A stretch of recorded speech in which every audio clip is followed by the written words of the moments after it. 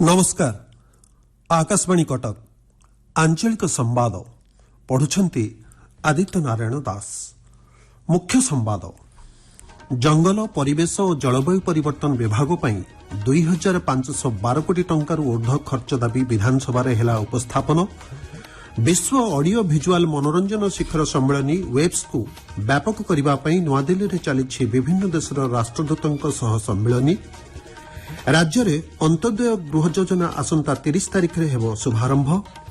प्रकाश पाइला Odisha judicial service ओजेएस 2023 परीक्षाफल एवं kidney स्वास्थ्यर सुरक्षा नहीं आज पालन करा जाउछि विश्व किडनी दिवस।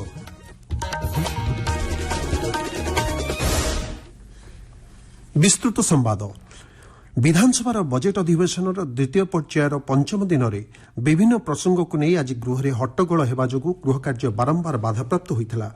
गृह में हट्टगोल परिस्थिति जारी रहा जो प्रश्नकाल शून्यकाल और मुलतवी आलोचना हो पारि नथिला। विधानसभार प्रथमार्धटी संपूर्ण अचल हो पड़ता। अपराह्न अधिवेशन में गृह में खर्च दाबी उपर आलोचना होता। विभागीय मंत्री गणेश राम सिंह खुंटिया जंगल परिवेश और जलवायु परिवर्तन विभाग पर 2512 कोटी 9,76,000 टंकार खर्च दाबी आगत करते। खर्च दाबी उपर बीजेडी विधायक तुषारकांति बेहेरा आलोचना आरंभ कर खर्च दाबी को विरोध करथिबा बेले बीजेपी विधायक भास्कर मढ़ई और अन्यमाने एहाकु समर्थन करथिले। खर्च दाबी उपर आलोचना चली। आज अधिवेशन प्रथमार्धरे पोलाभरम प्रसंग में आलोचना दाबी कर बीजेडी सदस्य माने प्रबल होहल्ला करिबारु प्राथमिक पर्यायर बाचस्पति सुरमा पाढ़ी प्रथमार्धरे गृह को दुईथर मुलतवी रखिथिले। बाचस्पति श्रीमती पाढ़ी गृह को जणाइथिले जे बीजेडी पक्षरु आलोचना पे दे जाइथिबा मुलतवी नोटिस को विभागीय मंत्री निकट को पठा जाइछि। विभागीय मंत्री सूचना अनुसार एही प्रसंग वर्तमान उच्च न्यायालय को विचाराधीन थिबारु गृह रे मुलतवी आलोचना निमंते आगत करा जाई पारिबो नाही। कांग्रेस विधायक माने आज मध्य विधायक ताराप्रसाद बाहिनीपति निलंबन प्रतिवाद एवं नारी सुरक्षा पे गृह कमिटी गठन प्रसंग में बाचस्पति दृष्टि आकर्षण करथिले। कांग्रेस विधायक दल नेता रामचंद्र काडाम गृह में रखिथिबा प्रस्ताव उपरे विचार पई बाचस्पति सर्वदलीय बैठक डाकिथिले मध्य दीर्घ समय बैठक पर भी एथिरु कोनोसी निष्कर्ष बाहरी पारि नथिला। कांग्रेस पक्षरु दिया जाइथिबा प्रस्ताव उपरे बाचस्पति कोनोसी रूलिंग प्रदान करि नथिबारु कांग्रेस सभ्य माने गृह कार्य रे भाग नै नेथिबार जणा पड़छि। राज्य में 9,083 जन कार्यरत सांबादिक अछंती। भुवनेश्वर में सर्वाधिक 1,818 जन कार्यरत सांबादिक रही मुख्यमंत्री मोहन चरण माझी आज विधानसभा कहिसेंति। सदस्य अमरेन्द्र दास प्रश्नर उत्तर में श्री माझी कहिसेंति राज्य में कर्तव्यरत सांबादिक मानकु गोपबंधु स्वास्थ्य बीमा योजना रे सामिल करा सहित सांबादिक कल्याण पांठिरु योग्य आवेदनकारी नियम मुताबक आर्थिक सहायता सह विभिन्न सुविधा प्रदान करा जाउछि। राज्य में गत 5 वर्ष मध्य 1,55,068 विद्युत चालित जान पंजीकृत होइथिबा विधानसभा परिवहन मंत्री विभूति जेना कहिसेंति। सदस्य विजय कुमार दलबेहरा प्रश्नर लिखित उत्तर में मंत्री श्री जेना कहिसेंति राज्य में विद्युत चालित गाड़ीर चाहिदा वृद्धि पाउछि। 2021 मसीह सरकार द्वारा वैद्युतिक जान नियम लागू होगा परठारु पंजीकृत 2 चकिया 3 चकिया कार एवं बस संख्या उल्लेखनीय भाव में वृद्धि पाई। विद्युत चालित गाड़ी बाबद को सरकार 232 कोटी टंका खर्च करथिबा गृह रे मंत्री श्री जेना सूचना दैछंती।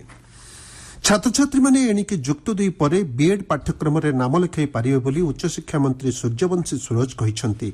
एने 16टी शिक्षक शिक्षण अनुष्ठान मध्यरु 8टी शिक्षक शिक्षण अनुष्ठान सह महाविद्यालय गुड़िकर बुझामणा पत्र स्वाक्षरित होईछि। छात्र छात्री सुविधा पई 5 वर्ष बदल रे एही समस्त शिक्षानुष्ठान गुड़िकर 4 वर्षिया समन्वित शिक्षक शिक्षा कार्यक्रम आईटीईपी पाठ्यक्रम शिक्षा दियाजियो बोली मंत्री श्री सूरज कहिसेंति। आपण माने आंचलिक संवाद सुनछंती आकाशवाणी कटक केन्द्ररू। आसंता मई मास 1 तारिख रु 4 तारिख पर्यंत मुंबई रे हेबाकु थबा विश्व ऑडियो भिजुआल एवं मनोरंजन शीर्षक सम्मेलन वेब्स को व्यापक करने लगी केंद्र सरकार लक्ष्य रखिछंती। एही परिप्रेक्षी रे आज अपराह्न रे नयादिल्ली रे 100 रु अधिक देशर राष्ट्रदूत एवं उच्च आयुक्तों को वेब्स संपर्क में वैदेशिक व्यापार मंत्री एस जयशंकर, सूचना और प्रसारण मंत्री अश्विनी वैष्णव सह सूचना प्रसारण राष्ट्रमंत्री डॉक्टर एल मुरुगन आलोचना करुछंती। विश्वस्तर में सौहार्द वृद्धि उद्देश्य वेब्स तत्वावधान में गणमाध्यम और मनोरंजन क्षेत्र में विभिन्न राष्ट्रों समान सुजोग उपलब्ध करने आज एही सम्मेलन आयोजन करा जायछि। मुख्यमंत्री मोहन चरण माझी आसंता 30 तारिख में कलाहांडी जिल्लारू अंत्योदय गृह योजनार शुभारंभ करिवे बोली पंचायतराज मंत्री रविनारायण नायक कहिसेंति। एही योजनार 50,000 लोकंकु सरकार सामिल करबा पई लक्ष्य रखिसेंति। दिव्यांग, रोगाक्रांत व्यक्ति, विधवा महिला, शहीद परिवार व्यक्ति और प्राकृतिक विपर्यय प्रभावित व्यक्ति मानकु एही योजनार सामिल कराजियो बोली मंत्री श्री नायक कहिसेंति। ओडिशा लोकसेवा आयोग द्वारा परिचालित ओडिशा जुडिशियल सर्विस ओजेएस 2023 परीक्षा फल आज प्रकाश पाइछि।